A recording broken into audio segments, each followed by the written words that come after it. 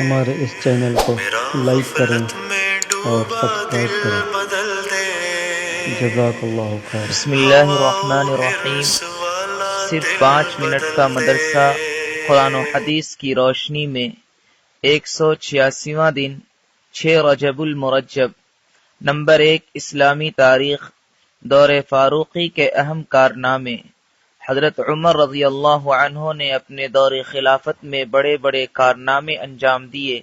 انہوں نے باضابطہ طریقے پر بیت المال کا نظام قائم کیے، ملکی پیمائش کا انتظام کیے، مردم شماری کرائی، جیل خانے قائم کیے، فوج کے لیے دفتری نظام بنائے، راتوں کو گشت کر کے رعایا کے حال سے باخبر رہنے کا طریقہ نکالے، بے روزگار لوگوں کے لیے وظیفے مقرر کیے، جگہ جگہ نہریں کھدوائی، نماز تراویح کو جماعت کے ساتھ پڑھنے کا اہتمام کیے۔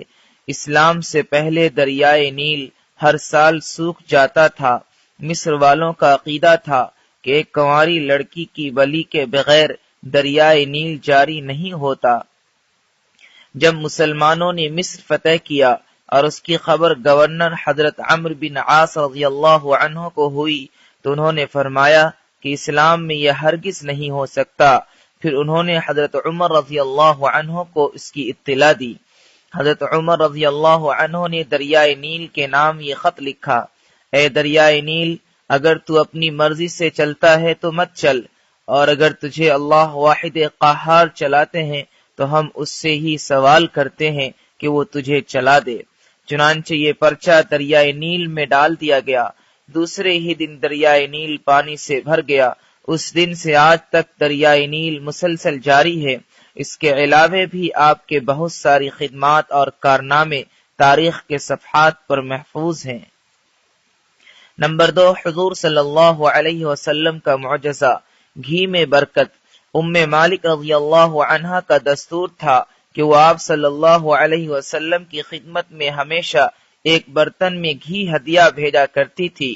جب ان کے بچے سالن مانگتے اور گھر میں نہ ہوتا تو وہ اس برتن کو جس میں آپ صلی اللہ علیہ وسلم کی خدمت میں گھی بیچتی تھی اٹھا لاتی اور اس میں سے بقدر ضرورت گھی نکل آتا۔ ایک دن انہوں نے اس برتن کو بالکل خالی کر لیا تو گھی نکلنا ختم ہو گیا۔ پھر آپ صلی اللہ علیہ وسلم کی خدمت میں آئی تو آپ صلی اللہ علیہ وسلم نے فرمایا: اگر تم نے اس کو خالی نہ کیا ہوتا تو ہمیشہ اس میں سے گھی نکلتا رہتا۔ نمبر 3، ایک فرض کے بارے میں، حج کی فرضیت۔ رسول اللہ صلی اللہ علیہ وسلم نے فرمایا: اے لوگو، تم پر حج فرض کر دیا گیا ہے، لہذا اس کو ادا کرو۔ نمبر 4، ایک سنت کے بارے میں، مجلس سے اٹھنے کی دعا۔ رسول اللہ صلی اللہ علیہ وسلم جب کسی مجلس سے اٹھتے تو فرماتے: سبحانک اللہم و بحمدک، اشہد ان لا الہ الا انت، استغفرک و اتوب الیک۔ ترجمہ: اے اللہ، تیری ذات پاک ہے اور قابل تعریف ہے، میں گواہی دیتا ہوں کہ تیرے سوا کوئی معبود نہیں، تجھ سے ہی مغفرت کا طلبگار ہوں اور توبہ کرتا ہوں۔ نمبر 5، ایک اہم عمل کی فضیلت، مسلمان بھائی کے لیے دعا کرنا۔ رسول اللہ صلی اللہ علیہ وسلم نے فرمایا: جب کوئی مسلمان اپنے مسلمان بھائی کے لیے پیٹھ پیچھے دعا کرتا ہے تو فرشتے کہتے ہیں کہ آمین، اللہ تعالیٰ تمہیں بھی یہی چیز عطا فرما دے۔ نمبر 6، گناہ کے بارے میں، کفر کی سزا جہنم ہے۔ قرآن میں اللہ تعالیٰ فرماتا ہے: جو لوگ کفر کرتے ہیں تو اللہ تعالیٰ کے مقابلے میں ان کا مال و اولاد کچھ کام نہیں آئے گا اور ایسے لوگ ہی جہنم کے ایندھن ہوں گے۔ نمبر 7، دنیا کے بارے میں، دنیا کا سامان چند روزہ ہے۔ قرآن میں اللہ تعالیٰ فرماتا ہے: دنیا کا سامان کچھ ہی دن رہنے والا ہے اور اس شخص کے لیے آخرت ہر طرح سے بہتر ہے جو اللہ تعالیٰ سے ڈرتا ہو اور قیامت میں تم پر ذرہ برابر بھی ظلم نہیں کیا جائے گا۔ نمبر 8، آخرت کے بارے میں، جنت میں پہلے جانے والے۔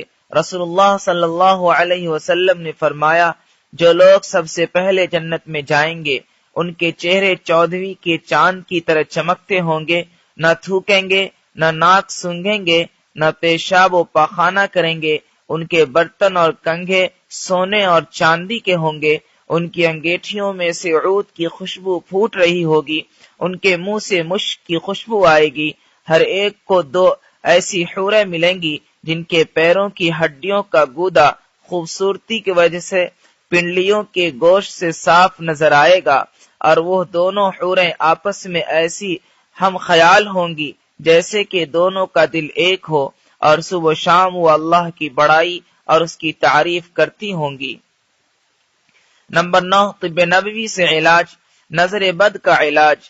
حضرت عائشہ رضی اللہ عنہا فرماتی ہیں، جس کی نظر لگی ہو اس سے وضو کرایا جائے، پھر اسی پانی سے وہ شخص جس کو نظر لگی ہے غسل کرے۔ نمبر 10، نبی صلی اللہ علیہ وسلم کی نصیحت۔